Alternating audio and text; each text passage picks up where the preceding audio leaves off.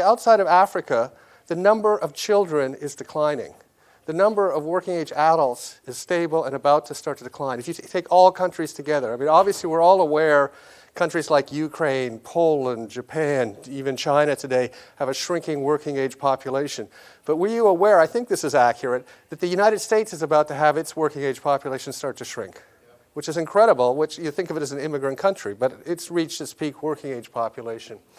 And if we go out just 10 years to 2030, you can see that actually there are many more babies born in just Africa than all the rest of the world or Southeast Asia put together. So this, I think, has an implication. So not anyone here is next gen. How many people in this room are under 30? Right? So we have next gen. We'll call you next gen. In tennis, you have to be under 21, but for this purpose, we'll call under 30. So if you're under 30, I mean, you're pretty likely to live close to the end of the century. So you will see a century, the end of the century, where Africa is the dominant demographic weight in the world. And there are more babies born in Nigeria today than, in fact, there are in Europe. And so this is incredibly striking, but also for a business viewpoint, you know, everyone's seen the recent news, Germany production went down, right? Again, it's quarterly production. How easy do you think it is to grow your GDP, have economic growth, if your working age population is declining, right? I mean, look at Japan over 20 years. So in people spend the most when they're obviously working. The age of peak consumption, at least the academic papers I've read, is about 47. Well, you know, because that's the age you've got kids in university, you're spending a lot yourself, house, car, if you're wealthy, second home, et cetera. And after that, it starts to decline. So it's inevitable that the GDP in Europe is going to grow slowly. It's inevitable that in China, growth is going to slow down. It's inevitable in Japan, GDP is going to grow slowly. So where is economic growth going to come from? It's going to come from Africa. Now, you might say, look, you know, we get it, but it's such a small base. But you know, I went to China the first time in 1983, okay? In 1983 in China, there was not a single private car. There was not one private car in the entire country. There were obviously a few cars because government officials had them on that. By 2008, and no one would have said China had the chance to be one of the world's largest economies. If you went there, people were riding bicycles, they were wearing Mao suits. It was very difficult to get a good, despite the fact Chinese cuisine is so fantastic, very difficult to get a good meal in Beijing and Shanghai. And yet, 25 years later, not very long, China was the largest producer of cars, and Edward will talk about this, the largest consumer of cars on that. So, you know, economic miracles happen. And I think and I lived in China for 10 years, and I saw this, but the conditions for an economic miracle happening in Africa are much stronger than they were in China. Much more entrepreneurial, much more business things going on already. And all we need to do to make China the world's largest, make Africa the world's largest economy is to build on that. Sorry, let's get that. So just in terms of, I'm sure everyone in this room knows it, but you know, who are the big population countries on this? You can see, I mean, Nigeria, actually one question, sorry, is this being press, live streamed? Because I just want to see if I'm going to get deported. And, is it live streamed? All right, I'll just say this quietly, so maybe it won't come through.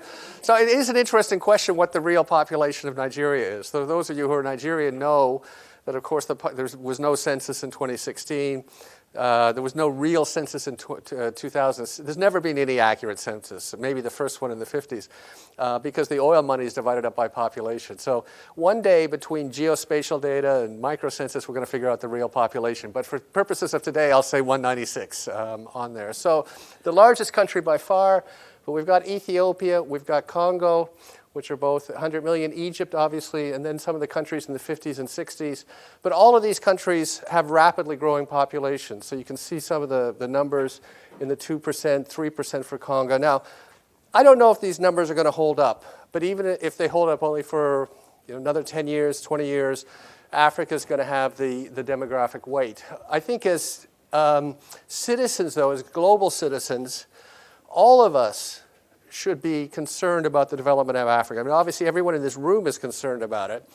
But if you think about it for a moment, you look at the Syrian civil war and the humanitarian tragedy, and the impact it had with the refugees on Europe, right? And Syria is a very small place. If Nigeria is a failed state, then we're going to have problems in Europe. So if I speak to a European audience, I say, you have the biggest interest in Africa's development, because if Africa fails, Europe is going to fail, in fact. Some of you may remember, it's sort of gone away in the news, but 3 years ago, Angela Merkel announced the Marshall Plan for Africa, or at least that's how it was reported in the English press.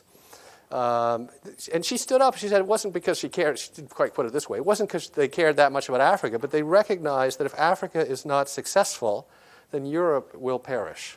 It's only, 7 miles from Africa to Europe, or something at the smallest point? Okay, so then in terms of some of the cities, this just lists off, how much wealth we have on here. The interesting thing for me is, we've got Cairo officially at 20 million, over 20 million. Lagos is listed here at 15, but the governor thinks at least it's 22 or 23 million. But Lagos is projected to become the world's largest city in the world. So sometimes people come to me and they say, Andrew, you could live anywhere in the world. Why do you live in Lagos? I say, because I want to live in the center of the world. And looking forward to the future, Lagos is the center of the world. And any of you who've never been to Lagos, it is a phenomenal city. The energy level, the entrepreneurialism, what's going on in the city, please come to Lagos. It's nothing like the press portrays it around the world. And I love it. It's my home, so it's just... And sometimes people come up to me and they say, oh, Andrew, you love Nigeria so much, and I nod my head. I said, actually, it's not true. I love Lagos. I'm not really Nigerian. I'm Lagosian, and I don't like traveling very much in Nigeria because every time you travel, not because I don't like going to other places, but every time you travel on domestic airlines, they're always late, right? For those of us, so it's a headache. But I love Lagos. And of course, the other aspect that's going on that's going to drive economic growth is urbanization. So I think we've just reached 50% urbanization in Africa, and it's going to keep increasing, the yellow line. Urban occupants have 3 to 4 times the amount of economic activity of rural dwellers. So all of this is driving economic growth. Okay, so in terms of economies, where are we? So this is, I think, what's interesting for all of us here as business people. Again, these are some of the largest economies. And I think, as the ambassador said, when you look at each individual economy, you tend to look at it as quite small, right? If you're sitting here in the United States, and this is in purchasing power parity terms, which I'm sure many of you understand, so they're maybe different than the numbers you've seen. So when you look from the viewpoint of the US, you have a $20 trillion economy. In Nigeria, even in purchasing power.